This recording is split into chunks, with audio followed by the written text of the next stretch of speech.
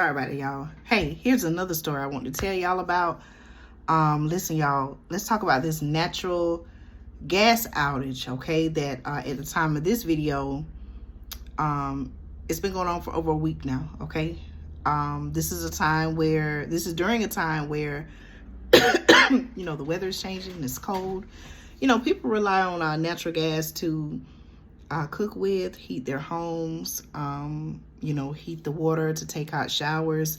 So for all of this to, you know, not be happening, for there to be a natural gas outage, that's very concerning, okay? But let me tell you some details. But first I want to say hello, welcome back to Andrea Speaks TV. I'm your host, Andrea, back to bring you news and commentary you can use, okay? Listen, y'all, the information I'm reporting on, it's not to scare you, right? It's to get you to thinking, if you haven't already been thinking.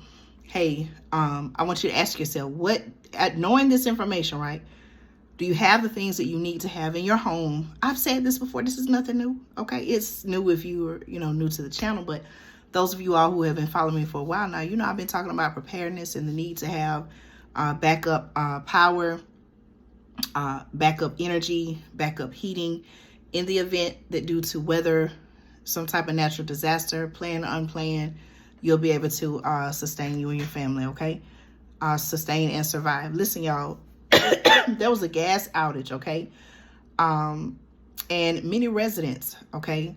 Many residents in this particular area are still, to this day, at the time of this video, without service, okay? Listen, y'all, this news comes out of Charleston, West Virginia, okay?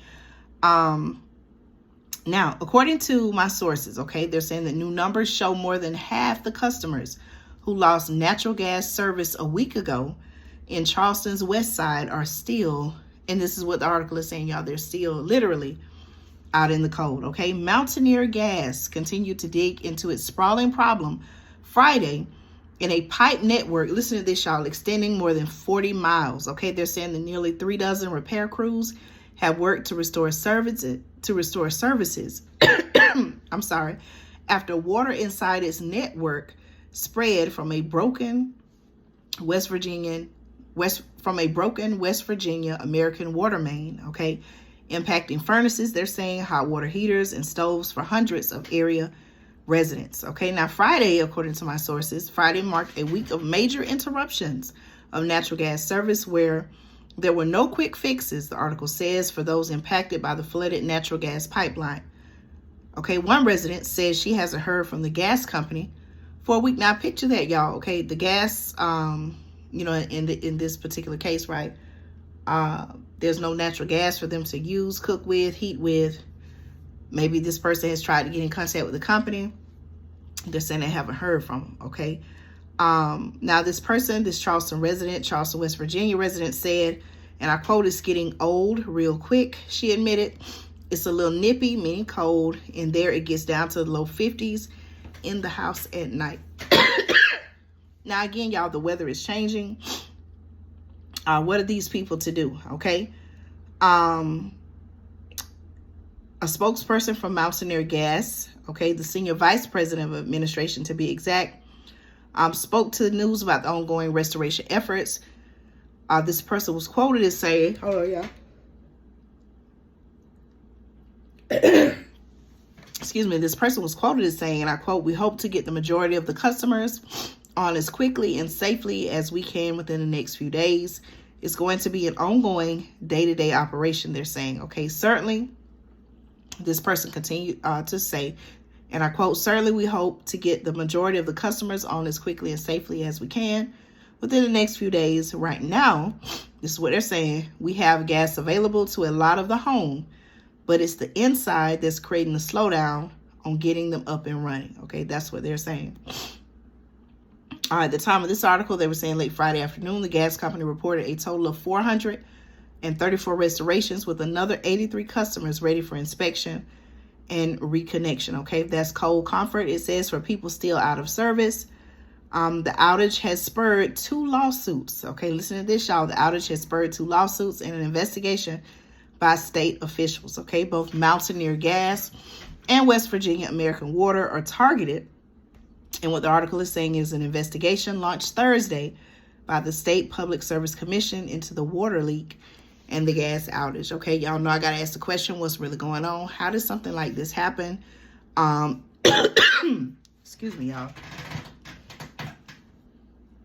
How did something like this happen? Who should be held accountable? And what are these people to do? Now, you know, in this particular case, okay, they say it's been going on for over a week. I don't know if these people have been getting prepared.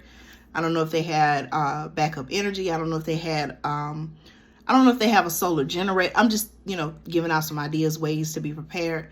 This is not, you know, the be all end all list, right? There are other ways, but, you know, I don't know if these people had backup heating. I don't know if these people have, you know, the things that they need to be prepared, but surely, you know, I pray, first of all, before I say what I'm about to say, I pray that, you know, they're well, that their needs are met, that they're able to get food, water, that they're able to stay warm in the cold. But I think that those of us who are not in this particular situation right now, thankfully, I think we should think about, okay, if something like this, similar, those, you know, those who have natural gas, or I know this is a natural gas story, but think about electricity, y'all. I have a separate video coming where I'm going to be talking about Texas, okay? There's another emphasis on the fact that Texas, the power grid in Texas, the Texas area has its own power grid, from my understanding, right? There's another concern that there may be, you know, some upcoming problems with that as we head further into the winter months. So I'm going to be talking about that in a separate video. But again, y'all, let's look at what's happening in Charleston, West Virginia. You can do your research. This is information that's public. I'm not making this up. Look at this. Think about your own household. You know, everybody's situation may be different.